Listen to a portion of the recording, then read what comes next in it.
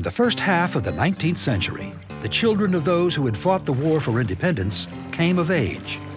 This generation inherited the American Revolution, and their choices would, to a large degree, shape its legacy. If you begin to look at it as a very youthful nation, a lot of very young people, expanding, moving out west, thinking that there are enormous possibilities for what this country could become, and making that country through thousands of individual decisions that they make about where to live, to get married, children.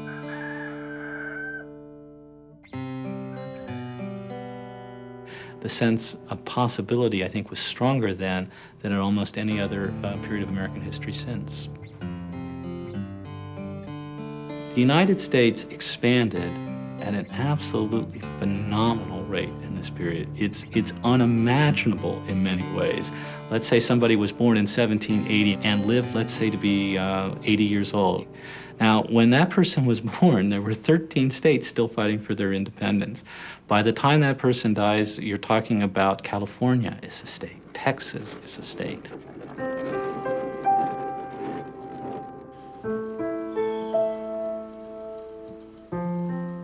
The term manifest destiny was not coined until 1845, but the idea that Americans had a right, even a moral obligation, to expand westward, spreading democracy and Christianity, had been driving settlers since the colonial era. A fascination with the untamed West, with its promise of wealth, escape, renewal, and adventure, tugged at the American consciousness long before and long after the 19th century. For white Americans, the people who predominantly, not all of them, but predominantly landed on the East Coast, West is the place where you went to get the land. It's the place where new hope would come. It's the place where you went to get away from whatever it was that you were trying to get away from.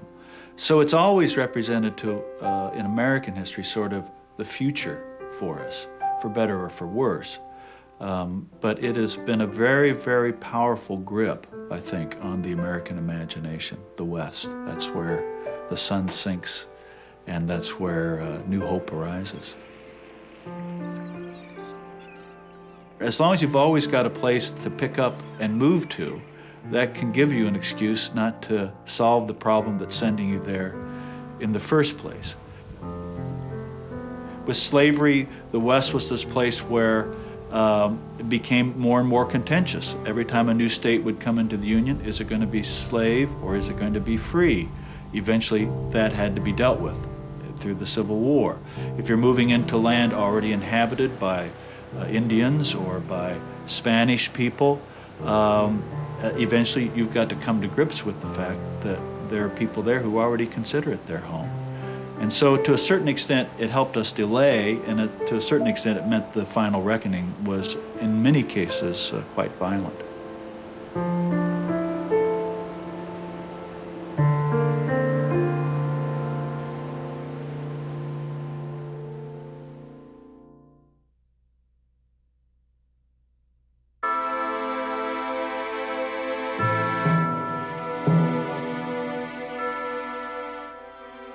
Here, perhaps, has been assembled more love of liberty, virtue, wisdom, and learning than on any other spot in America.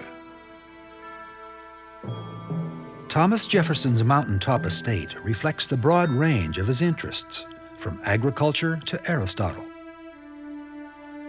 The gardens of Monticello open onto an unbroken vista of the Shenandoah Mountains and beyond to the western horizon. Jefferson's political philosophy also inclined him to look to the West. Jefferson, like many men of his period, believed that the only way you can get people to be virtuous is if they're independent. That is, if they're free from dependency upon other important men for jobs, for food, and for other kinds of things. And the best way to do that was to have enough land to farm for yourself. And he saw the West as a breeding ground for freedom. He also saw it as a place, being fascinated by Indians as he was, as perhaps a space in which the clashes between the two cultures could eventually be worked out better than they had been worked out on the Atlantic shore. So for him, it was both a place of great fascination, but also a great place of opportunity for what he hoped would one day be an empire of liberty. The Louisiana Purchase gave Jefferson the means to implement his vision of America as a nation of landowners. Room enough for our descendants to the 1,000th and 1,000th generation. Jefferson, by executive action, essentially acquires half a continent, the entire Midwestern part of the United States, from the Alleghenies to the Rocky Mountains. The heartland of America, the most fertile area for growing crops in the world. And he does this despite the fact that he regards the executive action as unconstitutional. In 1804, Jefferson commissioned his private secretary, Meriwether Lewis, to lead an exploration of the unknown territory. The object of your mission is to explore the Missouri River and such principal stream of it as may offer the most direct and practicable water communication across this continent. The Lewis and Clark expedition begins in the mind of Thomas Jefferson, and that's a very complicated, very robust mind. He was interested in Lewis and Clark as emissaries of the United States to the Indian peoples who lived there, because he wanted to capture the trade with those Indians and to beat the British and the French and the Spanish in what was a great geopolitical chess match going on in the western half of North America. Most of all, he thought that there was this magical Northwest Passage that would be a trade route to China. It's an illegal expedition. And it's an illegal expedition, especially once it gets west of the Rockies, because that's all Spanish territory. But he describes it as a scientific and literary expedition.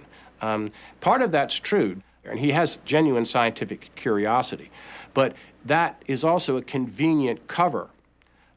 In modern terms, this would be like a CIA operation that is covert, that is bringing back news from foreign countries that is being acquired somewhat illegally. It's a great adventure story, to be sure. Jefferson always thought that the West should be a place where the mysteries of America continue to exist, and that this is, it's like sending people on a magical mystery tour. Lewis instructed his co-commander, William Clark, to recruit a crew for the expedition. Some good hunters, stout, healthy, unmarried men, accustomed to the woods and capable of bearing bodily fatigue in a pretty considerable degree.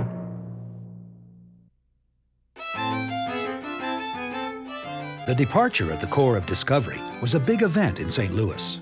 The town's most prominent citizens, including its legendary founder, Auguste Chouteau, accompanied Lewis as far as St. Charles.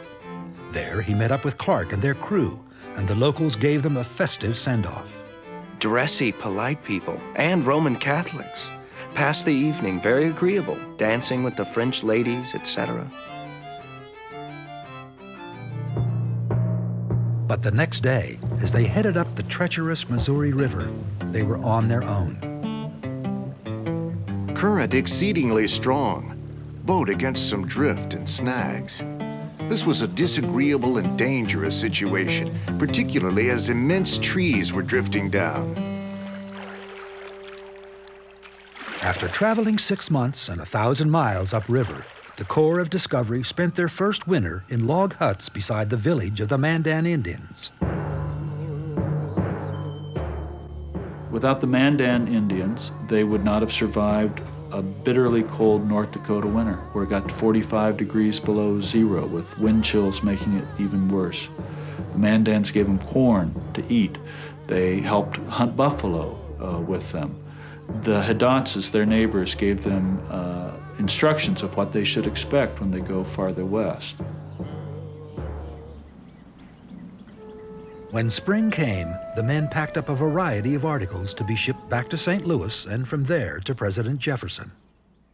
The bones and skeleton of a small burrowing 4 wolf. buffalo robes, some Ricaris tobacco The skin seed, of a yellow bear, an ear specimens of of Mandan plants corn, numbered from 1 to 1 tin box 67, containing insects, one mice, robe representing a battle between the Sioux and Ricaras against the 4 Minotaurs and living Mandans. magpie, 1 earthen pot, such as the Mandans the horns of manufacture. 2 black-tailed deer, As they prepared to resume their journey west, not knowing when or if they would ever return, Lewis surveyed his small party with excitement.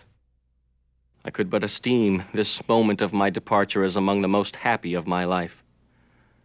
The party are in excellent health and spirits, zealously attached to the enterprise, and anxious to proceed. Not a whisper or murmur of discontent to be heard among them. We think of Lewis and Clark sort of joined at the hip now in history, but it wasn't 2 guys on an outward bound experience in the West. They had a group of people with them. There were woodsmen from Kentucky. There was a black slave of William Clark's named York. There were 3 men who were the sons of Indian women and French Canadians. There was an Indian woman and her half-French, half-Indian son. It was an incredibly diverse group. They succeeded because they worked together. In April of 1805, the Corps of Discovery departed the Mandan village and proceeded west into the wide, fertile valleys that would one day be Montana. The whole face of the country was covered with herds of buffalo, elk, and antelopes. They are so gentle that we passed near them while feeding without appearing to excite any alarm among them. Walking on the shore this evening, I met with a buffalo calf, which attached itself to me and continued to follow close at my heels until I embarked and left it. Orphan calves were not the only animals to pursue the party. A group of 4 men out hunting quickly found themselves running for their lives after shooting a grizzly bear. In an instant, this monster ran at them with open mouth. He pursued 2 of them so close that they were obliged to throw aside their guns and pouches and throw themselves into the river, although the bank was nearly 20 feet perpendicular. As they proceeded on towards the headwaters of the Missouri, Sacagawea emerged as the group's primary guide. Though she had been kidnapped as a young girl, she was Shoshone and had once called this land home. The Indian woman recognizes the country and assures us that this is the river on which her relations live. Lewis counted on Sacagawea not only as a guide, but also as a mediator with the Shoshones. When they were confronted by mountain after mountain after mountain after mountain, where mountains weren't supposed to exist, they needed horses in order to continue. And the tribe of people who had the horses turned out to be not only her tribe, but led by her brother. So arriving with the long-lost sister of the chief of the tribe makes negotiating for horses a lot easier. Also, as a translator, made communication a lot easier. With every tribe that Lewis and Clark met, they would try to explain where they're going, that they were going to this far western ocean. The Shoshone called it the stinking lake of illy-tasted waters, salt water. You know, they knew where it was, and they, in fact, wore ornaments that had come from the ocean, though they themselves had never been there. And they could say, well, the tribe a little bit farther west, they live on a big river, and it flows to that, and that's where you ought to go next. On horseback, they proceeded on into the Bitterroot Mountains. The most terrible mountains I ever beheld. Through rain, hail, and snow, half-starved, eating their horses and even their candles in desperation. I have been wet and as cold in every part as I ever was in my life. Indeed, I was at one time fearful my feet would freeze in the thin moccasins which I wore. The party, very cold and much fatigued. When at last they came to a navigable stream, they paused to dig out their own canoes. The stream widened out into the Snake River, which in turn fed into the mighty Columbia. And on November 7th, 1805, Great joy! We are in view of the ocean, which we've been so long anxious to see. As far as my sight can be extended, the seas raging with immense waves, breaking with great force. They had now crossed the continent. They're the first people, American citizens at least, to really fully understand how big this continent is and how hard it is to get across, and they were on the far side of it. So that's where homesickness first hit the core of discovery. Oh, how horrible is the day. 17th rained all night. 18th frequent showers through the day. 20th rained all day without intermission. 21st rained all night. 22nd rain continued. They were not very happy, and I think part of that attitude rubbed off on their attitude toward the Clatsop and Chinook Indians as well. They're ready to go home, and instead of everything being a new adventure, everything was now an obstacle between themselves and their homes, and the Indians were among those obstacles.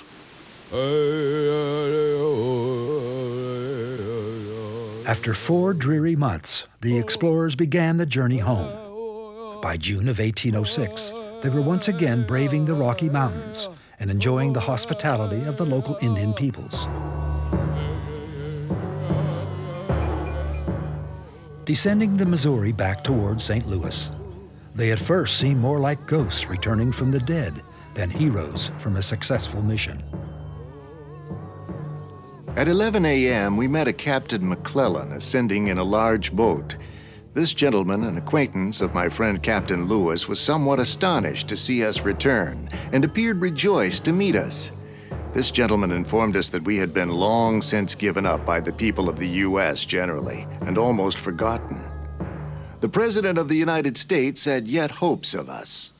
6 days later, they descended to the Mississippi and down to St. Louis.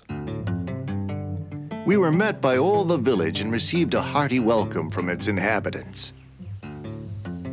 The next morning, Lewis composed a letter to President Jefferson.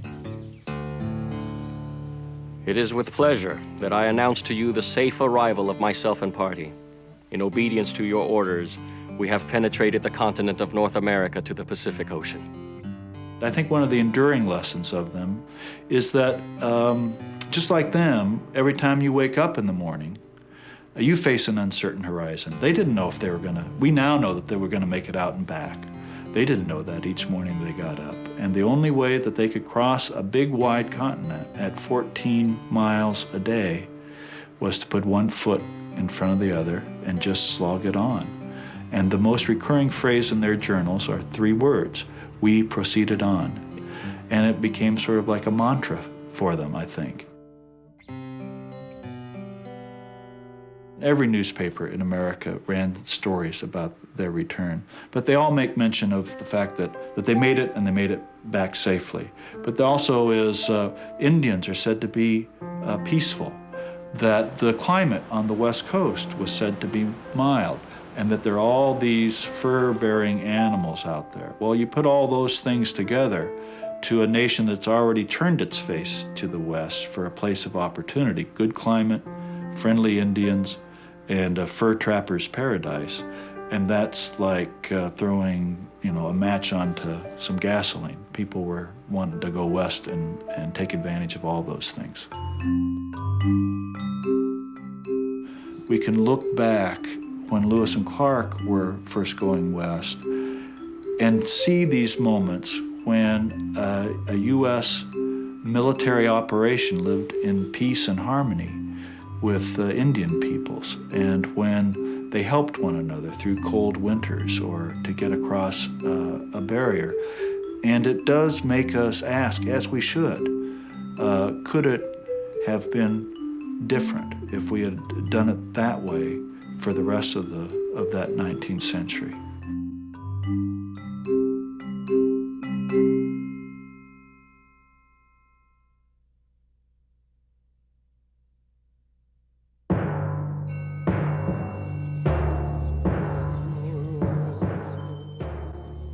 Once there was not a white man in all this country. Then it all belonged to the red man, now made miserable by the white people, who are never satisfied but always encroaching on our land. The only way to stop this evil is for all the red men to unite in claiming a common right in the soil, as it was at first and should be now. Tecumseh is one of the most remarkable people who ever appeared on the continent. What he does is organize an alliance that's far different from anything that people had seen before. What he argues is that Indians as Indians are going to resist, and that no tribe has the right to cede land without the consent of all Indian peoples. The Native American movement that emerges is primarily a religious movement that starts with his brother, the Shawnee Prophet. Tecumseh takes this religious movement and transforms it into sort of a confederacy, an attempt to unite tribal people against the onrushing frontier. They work through religion, they work through ideology. They start these intertribal villages, first at Greenville, later at Tippecanoe, in which warriors from all tribes come together. So this is no longer a tribal effort so much as a new pan-Indian effort organized around them. Furthermore, what he tries to do, and successfully, is bring the British back in to back this alliance so that once more Indian peoples, now in a new form, under the leadership of Tecumseh, can make a stand against the Americans. Tecumseh is very much a threat to the United States. They never understand the prophet. They see him as sort of a religious kook. But Tecumseh is a very interesting person in that what the United States does not want is a united Indian front. They want to work on the Indian tribes piecemeal. A handful of U.S. leaders, referred to as the War Hawks, also wanted to expand into British Canada. They exploited fears about Tecumseh and maritime grievances against the British to garner support for a conflict that would become known as the War of 1812.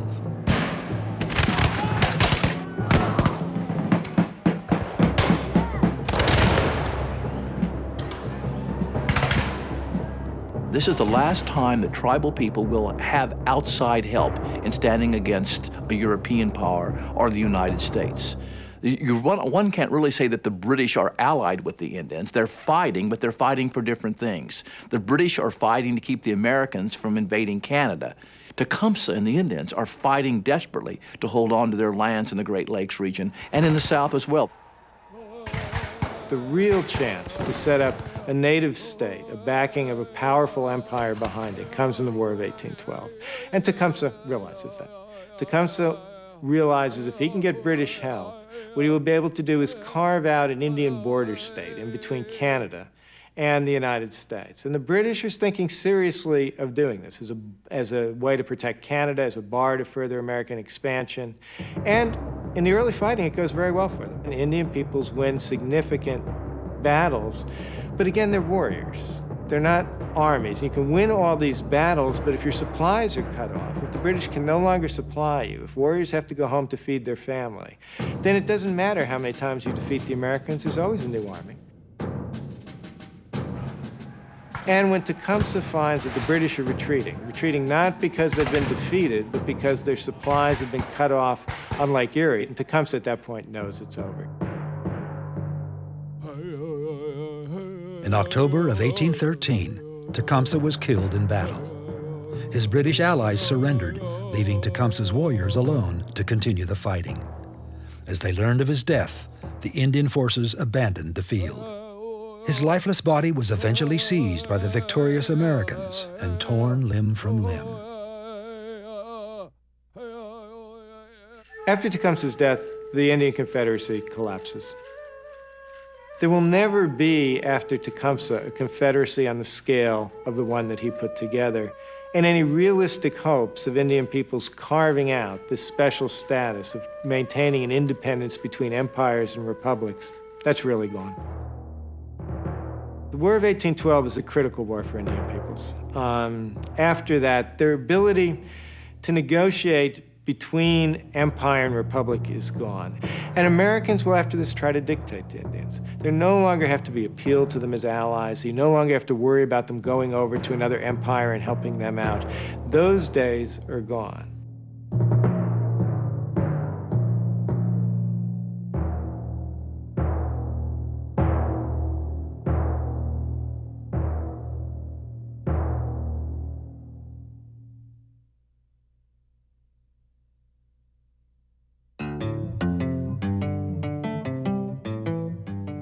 The decade after the War of 1812 was known as the era of good feelings because of the nationalistic euphoria that washed over the burgeoning country.